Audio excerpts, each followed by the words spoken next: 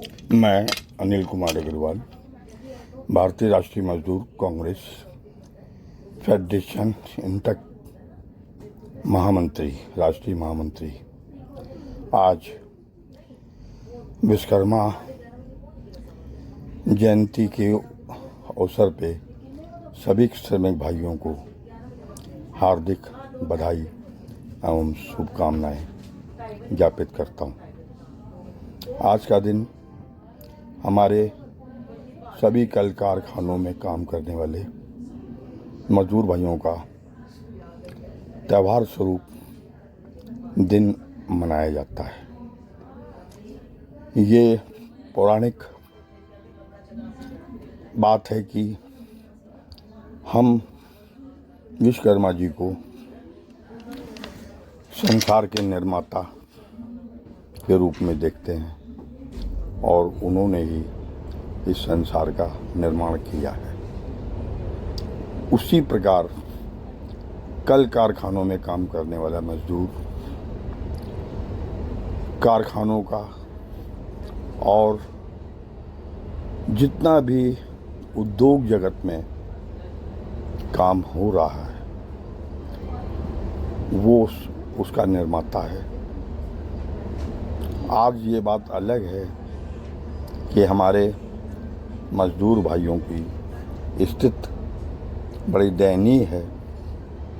हर जगह पे उनका उत्पीड़न है, संघर्ष है, जीवन यापन कर पाना दूभर है, किंतु वो फिर भी पूरी ईमानदारी और निष्ठा के साथ काम किए जा रहा है, अपने कर्तव्यों का निर्वाह कर रहा है। हम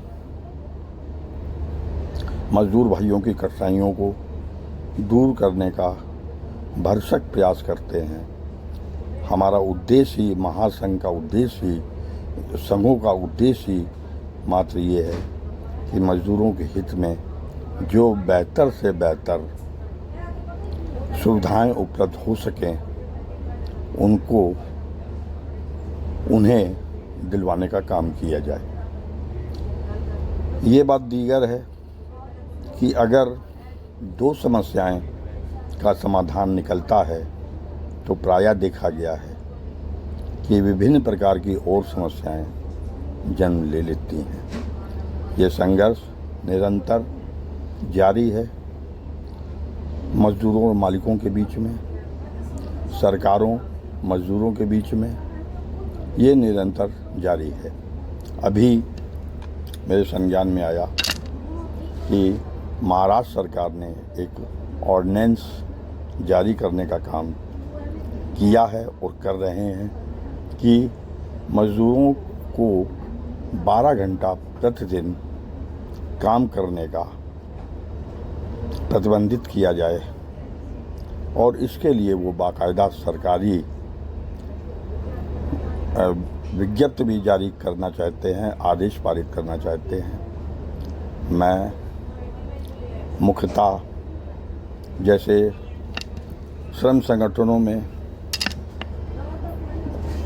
आज भी संघर्ष जारी है कि जो श्रमिक कानूनों में परिवर्तन किया गया और 4 कानूनों के अंदर तब्दील कर दिया गया, उसे तत्काल वापस लिया जाए।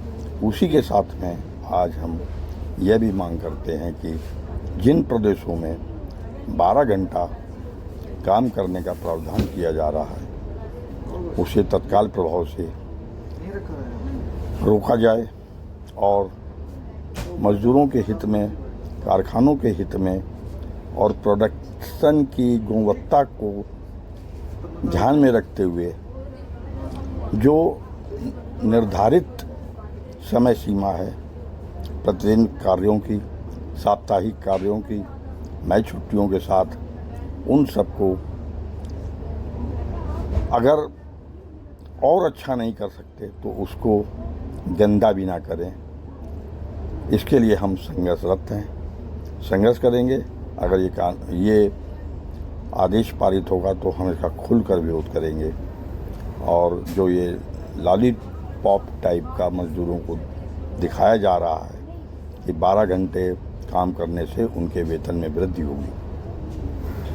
भाई, आज एक बात सोचनी है कि इधर मानवाधिकार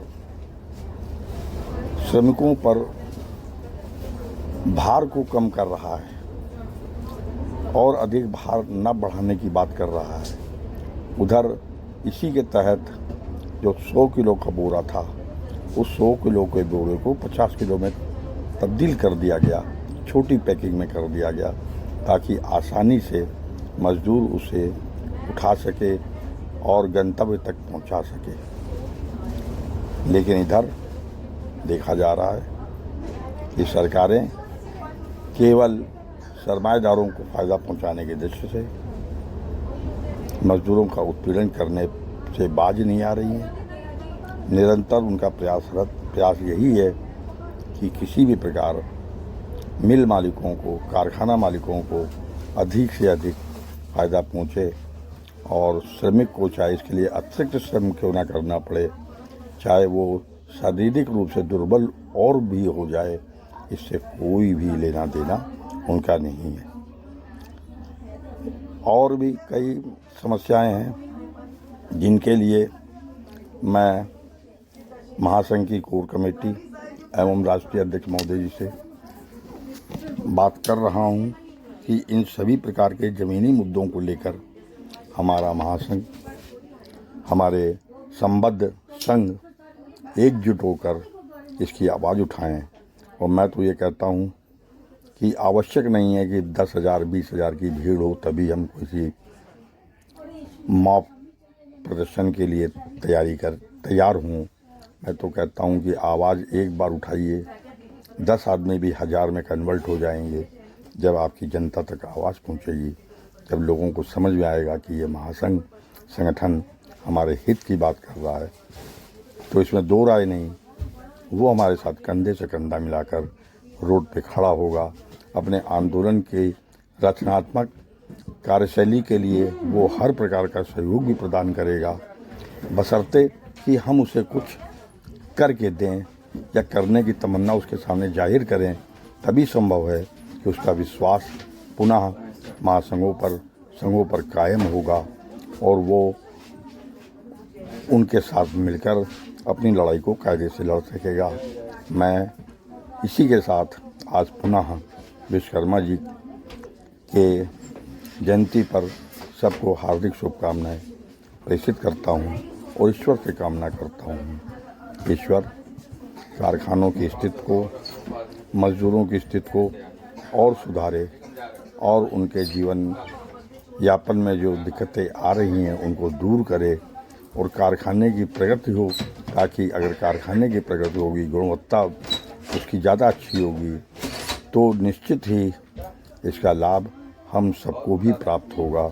इन्हीं शब्दों के साथ मैं आप सबका हार्दिक अभिनंदन करता हूं और आशा करता हूं कि आप लोग बहुत हर्षोल्लास के साथ आज का दिवस मनाएंगे। धन्यवाद सभी प्रदेशवासियों को, धन्यवाद, अभिनंदन सभी राष्ट्र के प्रांतों के श्रमिकों को धन्यवाद, अभिनंदन ज्ञापित करता हूँ। धन्यवाद। अनिल अग्रवाल की तरफ से आप सबको हार्दिक शुभकामनाएं। जय हिंद, जय भारत, जय मजदूर एकता, जिंदाबाद।